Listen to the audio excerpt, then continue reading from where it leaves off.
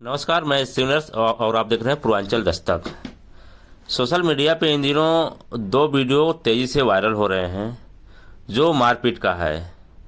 आपको बता दूं, जनपद सोनभद्र के पिपरी थाना क्षेत्र अंतर्गत मुर्धवा मोड़ पे एक बिरयानी की दुकान है और वहाँ पे 24 तारीख की रात का एक वीडियो वायरल हो रहा है जो सीसीटीवी कैमरे में कैद है।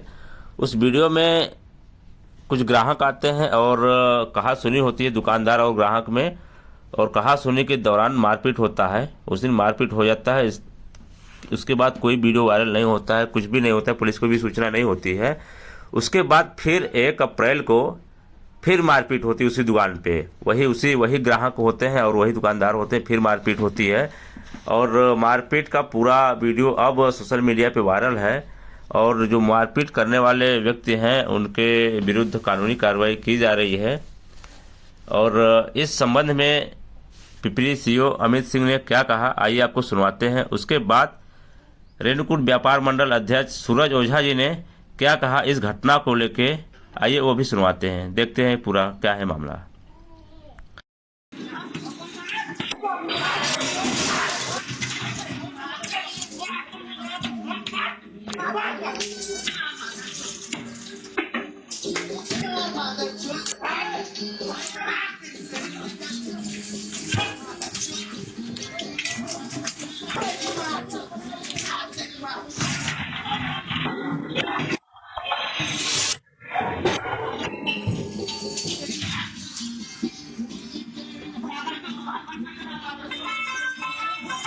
मोड़ पे एक बिरयानी की दुकान पे मारपीट की वीडियो वायरल हुआ है। जी जी। क्या कहना है इस पे आपका? 1 तारीख की रात लगभग 11 बजे के आसपास कुछ लोग मुर्धवा मोड़ के पास एक बिरयानी की दुकान है उसमें घुस गए और मारपीट किए हैं। वादी की तहरीर पर, पीड़ित पक्ष की तहरीर पर जो है उसमें मुकदमा पंजीकृत कर लिया गया स्थानीय थाना पिपरी पर 61/24 धारा 323, 504, 506, 452 और 427 IPC में पंजीकृत कर लिया गया है और अभियुक्तों के विरुद्ध कार्रवाई की जा रही है, वैधानिक कार्रवाई की जा रही है। सर, अभियुक्तों की पहचान हो गई है?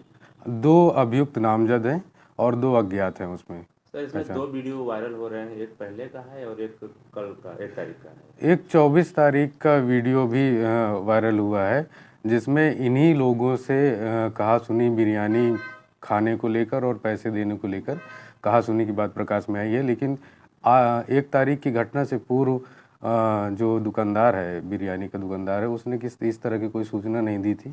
अगर सूचना दी गई होती पहले से तो हम लोग निरोधात्मक कार्रवाई करके इस तरह की घटना को रोक देते।